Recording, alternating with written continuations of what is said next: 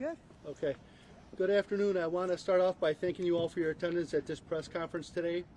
And I'd like to provide you on the way that we will be presenting the information we have thus far for you this afternoon. We're going to start with the village president, John Skillman, followed by myself, fire chief, followed by the police chief, Todd Shaver, and then the Kane County coroner, Dr. Monica Silva. At the end of the presentation, we will allow for a few questions for each of the individuals who are here today to present. I would like to remind you that this incident is still under investigation and that there is also a necessity to respect the family and those who are processing and grieving from what occurred during this incident. So please keep that in mind. At this time, I would like to ask Village President John Skillman to speak on behalf of the village. Thank you. Good afternoon. I'm John Skillman, Village President of Carpentersville. The Village of Carpentersville is heartbroken by the tragedy that occurred yesterday. Resources are being identified at this time to assist the family in the short term. We do have our social worker here from the Village of Carpentersville that will be working with the family directly. It's still too early to know for sure the cause of the fire, but it's actively being investigated by the ATF, the State Fire Marshal's Office, and also our investigators. At this time, those findings will be released when the investigation is concluded. Our hearts go out to the family for the loss of the 3 young lives that we lost yesterday. Thank you. Chief.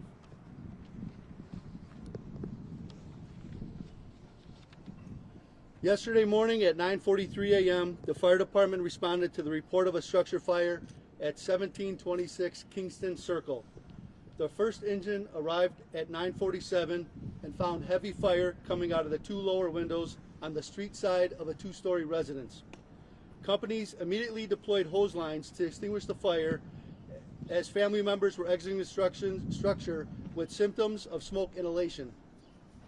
The family members were able to report that there were still victims inside the home. Crews then redirected their aggressive search efforts to the structure and were able to find and remove one of the 3 victims. A young child was removed and quickly taken to the ambulance where paramedics began resuscitative efforts. The West Dundee Fire District transported the child to Sherman Hospital for further care. And tragically, the 2 remaining children were pronounced at the scene. Of the 3 family members on the scene who were trying to assist with the rescue efforts, 2 were treated and released with smoke exposure, and 1 was transported to St. Joseph's Hospital with symptoms of smoke inhalation. An additional arm was requested to bring the support needed to deal with this tragedy and to help with the treatment and transport of the victims. The fire was extinguished in the basement at 9:56, and the search continued for any remaining victim. At this time, 2 dogs were found on the 2nd floor of the home. A total of 11 agencies responded to the scene, along with fire investigators.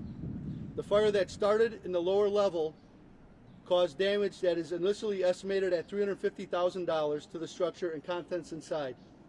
But as we all know, the loss of 3 young lives is priceless. The house is deemed uninhabitable due to the damage, and I want to thank all of the Carpentersville Fire Department members who responded and all of our neighboring agencies who came to assist us at this incident, including the Kane County Arson Task Force, the ATF, the Kane County Coroner's Office, and the Illinois State Fire Marshal, James A. Rivera, and his team of investigators for all of their assistance. The fire is still under investigation and no cause has been determined at this time. Thank you.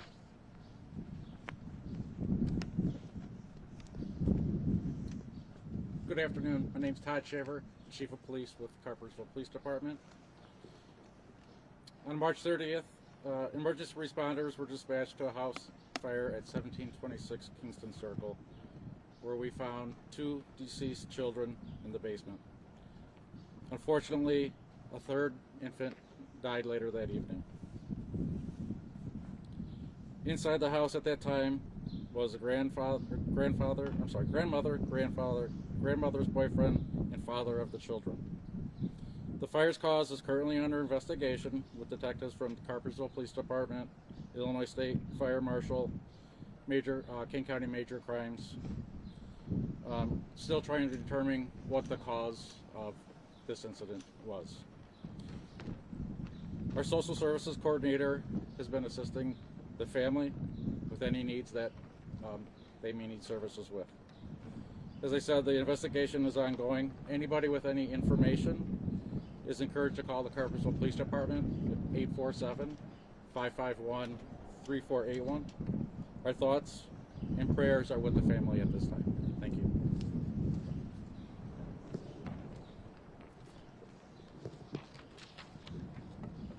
Good afternoon.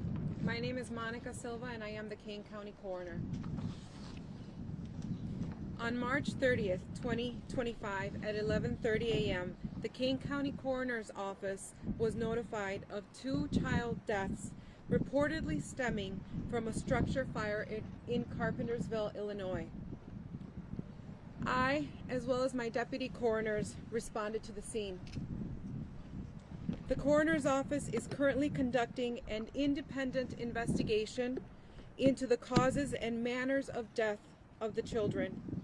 Autopsies were performed today, March 31st, 2025. We are conducting further tests and toxicology, which will take a minimum of several weeks to yield results.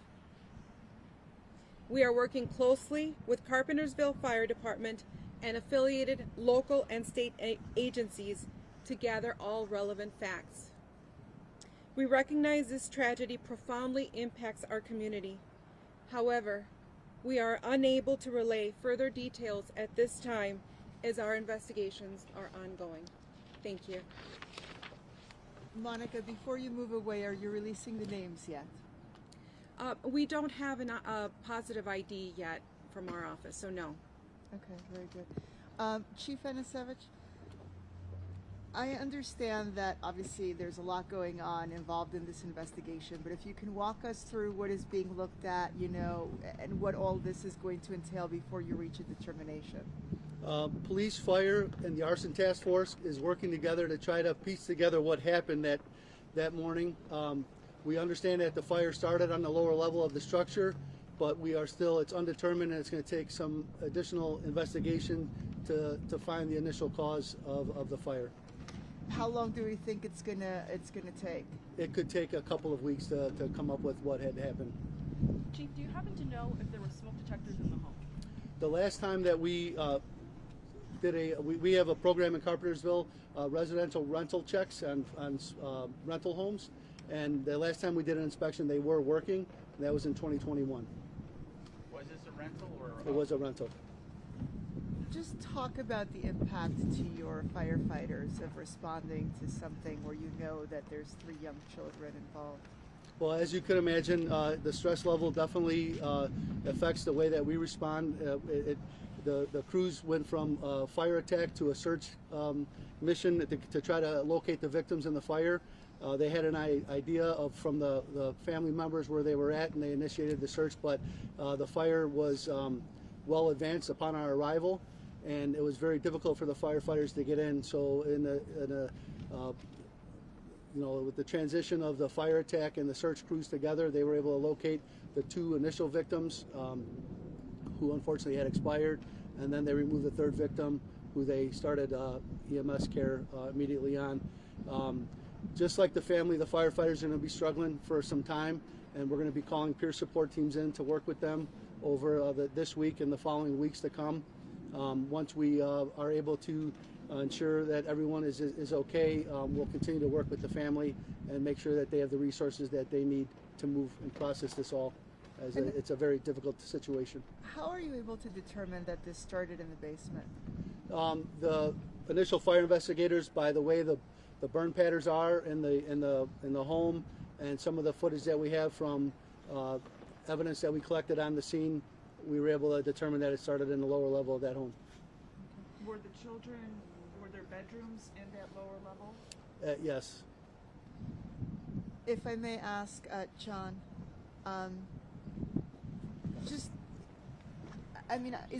has something like this happened in this community before? Because I know this has to be just such a tragedy. It is. Yes, thank you for asking. It did happen in the early 90s. Exact same house, the bi-level house. We had a fire by the high school, where 3 young children and a mom passed away. So we've had this tragedy before, but it's been a long time since then. So it's definitely affected the village with social media now, with a lot going out there. We just want everybody to, take a step back, please, and just let us do our investigation and follow up. And, we need to take care of our police and firemen too. They were all there at the beginning and had to live through that too. So. And just talk about, obviously there's been a tremendous amount of outpouring from the community, in support towards this family. There has been. There's several GoFundMe's for the family. So I know we're working on a few of those. Our social worker here today will be working with them and the family directly to assist with any problems or funeral expenses. You mentioned yesterday when we were talking that you were actually in church when you found out. I was in church at St. Monica's around 25 right here when I heard all the sirens, and I got a text of what was happening. So I had to get up and leave and go respond to the scene, so to support our personnel and our residents, of course, and the family members.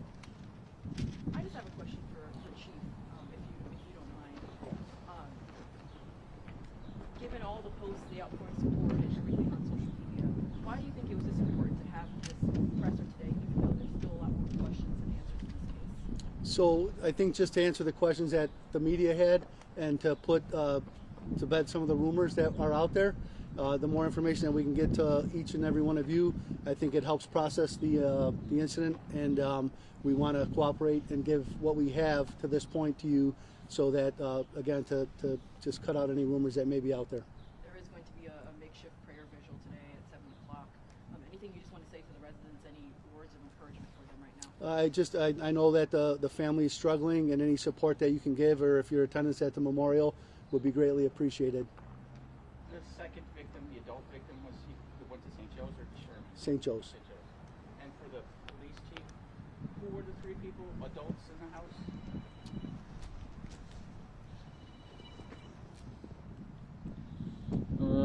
Inside the house at the time of the fire was grandmother, grandmother's boyfriend, and the father of the children. And But the not the grandmother mother? is the woman who's still in the hospital, correct? I'm sorry? The grandmother is the woman that's in the hospital right now. I believe so. Correct. So the grandmother, her boyfriend, the child's father. And Correct. How about the children's mother? She was not there. She was not present. And the child's father is the father of all three of the children? Yes. Yes. And the grandmother was the one who was hurt, and that's why they're in the hospital. It wasn't like she had something else come up. It was from the result of the fire. I would imagine so, yes. Anything you would like to add, Chief, just in terms of, the impact to the community of something like this? I know I've been seeing people dropping off flowers and teddy bears and tears, and they didn't even know the family. Right. I mean, you were out at the scene yesterday. You can only imagine the loss of a child, versus 3 children. So there was obviously a great outpouring of people that were at the scene. It's a horrific thing that not only the family has to go through, but now the community is going to have to. We're going through this as well. And first responders, to have to deal with this, it's going to take some time to process, and we're all going to have to heal, from seeing stuff like this. Thank you. Thanks very much, everybody. Thanks for your time. Thank you.